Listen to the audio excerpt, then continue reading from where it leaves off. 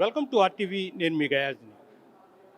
DCC అధ్యక్షులు కిరణ్ కుమార్ రెడ్డి, అదేవిధంగా మహిళా కాంగ్రెస్ సీనియర్ నాయకులు డాక్టర్ యశోధర తదితర కాంగ్రెస్ నేతలు మొత్తం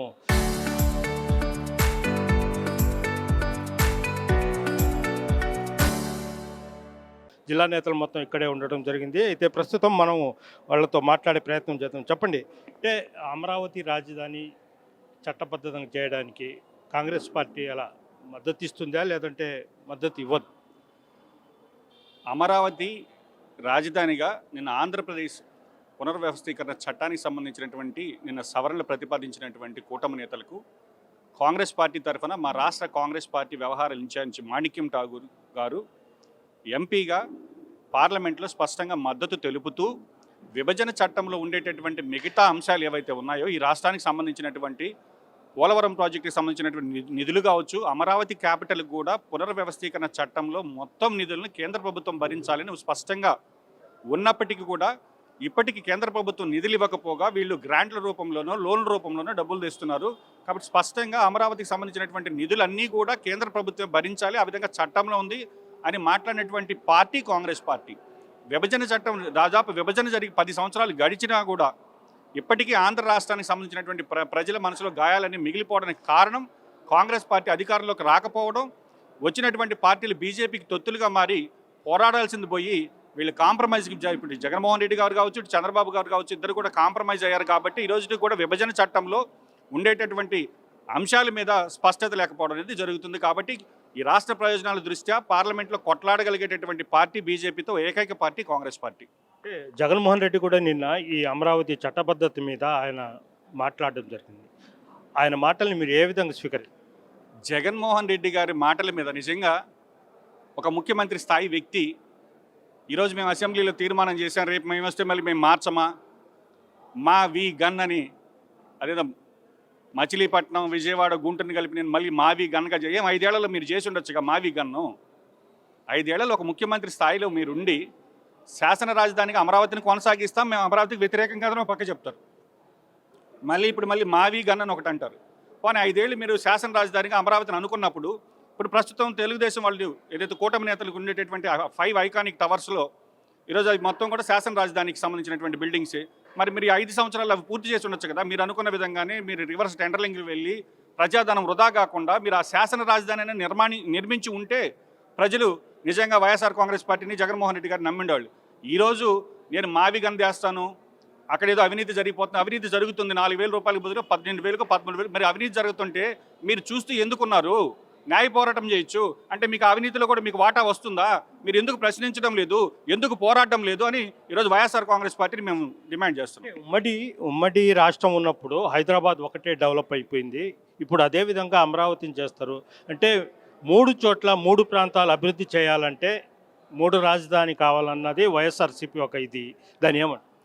ఏ రాష్ట్రంలో అయినా రాజధాని ఒకటి ఉంటుంది, కానీ అన్ని ప్రాంతాలని ఆయా ప్రాంతాల్లో ఉండేటటువంటి మనకు వెసులుబాటును బట్టి, పోర్ట్స్ని బట్టి, ఇన్ఫ్రాస్ట్రక్చర్ని బట్టి ఇండస్ట్రీస్ రావడం కావచ్చు, డెవలప్ చేయొచ్చు. ఇప్పుడు మద్రాసుకి తీసుకుంటే టెక్స్టైల్స్కి సంబంధించి ఒక దగ్గర, లేదనుకుంటే పోర్టుకి సంబంధించి ఒక దగ్గర, వివిధ అన్ని రాష్ట్రాల్లో సమానంగా అన్ని అభివృద్ధి చెందాలి. కానీ రాజధాని అనేది ఏ రాష్ట్రానికైనా ఒకటే ఉంటుంది. ఆ విధంగా ఈరోజు ఆంధ్రప్రదేశ్కి సంబంధించి 33,000 ఎకరాలు రైతులు ఇచ్చేటప్పుడు మీరు ఆ శాసనసభలో ప్రతిపక్ష నేతగా ఉండి జగన్మోహన్ రెడ్డి గారు ఆ రోజు అమరావతికి మద్దతు తెలిపి ఎలక్షన్స్లో మళ్ళీ మేము ఇక్కడ ఇల్లు కట్టుకున్నాం, చంద్రబాబు గారికి ఇల్లు లేదు, మేము అమరావతిని రాజధానిగా కొనసాగిస్తామని చెప్పి రైతులను నమ్మించి, రాష్ట్ర ప్రజలు నమ్మించి, ఓట్లు ఎంచుకుని అధికారంలో వచ్చిన తర్వాత కనీసం అక్కడ ఒక శంకుస్థాపన చేసి ఒక ఇటుకరాయి పెట్టుంటే అది సెల్ఫ్ సస్టైన్డ్ ప్రాజెక్ట్గా డెవలప్ అయ్యేది. లేదు, మీ ఉద్దేశాలు ఏదైనా కానీ అమరావతిని మేము ఒక శాసన రాజధానిగా కొనసాగిస్తామనేటటువంటి విషయం మీరు చెప్తున్నప్పుడు ఆ శాసన రాజధానికి సంబంధించినటువంటి నిర్మాణాలను మీరు చేపట్టారు 5 ఏళ్ల కాలంలో. దాన్ని పూర్తిగా విస్మరించి ఈరోజు మళ్ళీ మేము మావి గన్ చేస్తాం, మేము అక్కడ అన్యాయం జరుగుతుంది, అవినీతి జరుగుతుంది, ఇట్లాంటి మాటలు మాట్లాడడం ఈ సబబు కాదని నేను అనుకుంటున్నాను. అంటే విభజన చట్టాన్ని తొంగలో దొక్కిన బీజేపీని ఓ పక్క కూటమి ప్రభుత్వము మద్దతు ఇస్తుంది, మరోపక్క పరోక్షంగా కావచ్చు అంటే జగన్మోహన్ రెడ్డి కూడా వాళ్లతోనే కలిసి ఉన్నారు. ఆ 2 పార్టీలు మీరు ఎలా చూస్తారు? ఈరోజు రాష్ట్రంలో ఉండేది ఒక బీజేపీ ప్రభుత్వము వర్సెస్ కాంగ్రెస్ ప్రభుత్వం, కాంగ్రెస్ పార్టీలు. బీజేపీ ప్రభుత్వం మీద కొట్లాడే పార్టీ కాంగ్రెస్ పార్టీ. ఎందుకంటే జగన్మోహన్ రెడ్డి గారు 5 ఏళ్లలో ప్రత్యేక హోదా గురించి ఎంతో చెప్పారు ఎన్నికల ప్రచారంలో. ప్రత్యేక హోదా ఎజెండాతోనే ఆయన అధికారంలోకి వచ్చారు. వచ్చిన తర్వాత ఈరోజు బీజేపీ ప్రభుత్వంలో ఎంతమంది ఎంపీలు ఉన్నారని పక్కన పెడితే స్పష్టంగా మన రాష్ట్ర ప్రయోజనాల కోసం మన ఎంపీలు ఏ రోజైనా పార్లమెంట్లో గళం విప్పారా? కనీసం నిరసన తెలియజేశారా? ఒక ప్లకార్డు ప్రదర్శించారు ఈ రాష్ట్రానికి ప్రత్యేక హోదా కావాలని. కాబట్టి ఈరోజు స్వప్రయోజనాల కోసం జగన్మోహన్ రెడ్డి గారు బీజేపీతో లాలూచీ పడి రాష్ట్ర ప్రయోజనాలను తాకట్టు పెట్టాడనే మాట వాస్తవం. ఇది రాష్ట్ర ప్రజలందరికీ కూడా అర్థమవుతుంది. కాబట్టి రాబోయే రోజుల్లో కాంగ్రెస్ పార్టీ ప్రజల పక్షాన పోరాటాలు చేస్తుంది. స్పష్టంగా చెప్తున్నా, ఈ 25 మంది ఎంపీలు కావచ్చు, 11 మంది రాజ్యసభ సభ్యుల ఇళ్ల ముట్టడి కార్యక్రమం కూడా చేస్తాం. మీరు రాష్ట్ర ప్రయోజనాలు పక్కన పెట్టి స్వప్రయోజనాల కోసం ఆలోచిస్తే అనే విషయం కాంగ్రెస్ పార్టీ తరఫున తెలియజేస్తాం. మేడం మీరు చెప్పండి, అంటే జగన్మోహన్ రెడ్డి వ్యాఖ్యలపై మీ అభిప్రాయం? అసలు ఆయన యాక్సెప్ట్ చేస్తున్నాడు, ఆయన ఐడియాలజీనే అనుకుందాం. సో 3 క్యాపిటల్స్ అని అనేది ఆయన ఐడియాలజీ, ఎవరెవరి ఐడియాలజీ వాళ్ళకు ఉండొచ్చు. సో ఆయన ఐడియాలజీ ప్రకారమైన సో అడ్మినిస్ట్రేటివ్ క్యాపిటల్ అన్నట్టు ఆయన చెప్తున్నాడు కదా, మనకు పొలిటికల్ ఇవన్నీ అసెంబ్లీ ఇవన్నీ కూడా ఇక్కడే జరగాలి. కమర్షియల్ క్యాపిటల్ ఇంకొకటి జ్యుడిషియరీ అన్నారు. పోనీ అవన్నీ సో దీనికి బిల్డింగ్స్కి నేను వస్తే తీసేస్తానడం పద్ధతి కాదు. ఒకవేళ ఆయన ఈ బిల్డింగ్స్లో అవినీతి జరుగుతుంది, ఈ కన్స్ట్రక్షన్స్లో ఆ అవినీతిని ఆయనకు బాగానే తెలిసి ఉంటుంది, నెట్వర్క్ ఉంది. సో దాన్ని తీసుకొని బయట పెట్టండి. సో అంతేగాని నేను రేపు వచ్చిన తర్వాత ఆ బిల్డింగ్ అరే ఆ బిల్డింగ్ ఏమన్నా చంద్రబాబు నాయుడు గారు పర్సనల్ జోబులో నుంచి తీసిందా? అదంతా public money. So public money ఆయన సగం కడితే నేను వచ్చినాక నేను ఆపేస్తాను. So it is not right.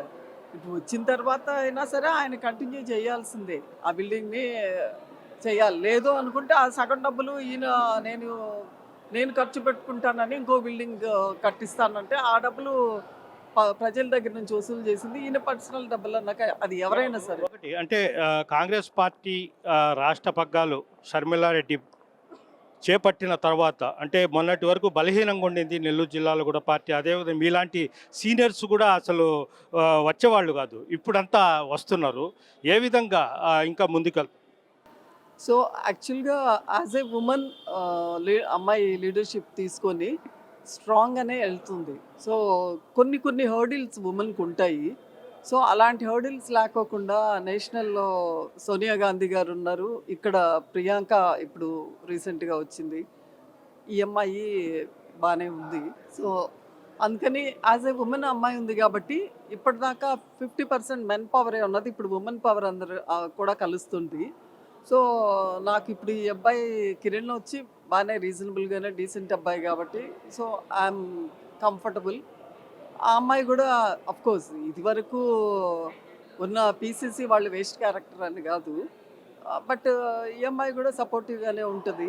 So అందుకని వచ్చేదానికి మాకు కంఫర్టబుల్ ఉంది.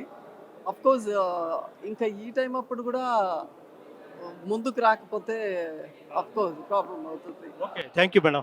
ఇది పరిస్థితి. రాష్ట్ర విభజన చట్టాన్ని బీజేపీ అమలు పరచాలి, అదేవిధంగా అమరావతి చట్టబద్ధత చేయడము తమ కాంగ్రెస్ పార్టీ కూడా మద్దతు ఇస్తుందంటూ కూడా కాంగ్రెస్ నేతలు అయితే చెప్తున్నారు. వీడియో ప్రదీప్తో గయాజ్ RTV నెల్లూరు నుంచి.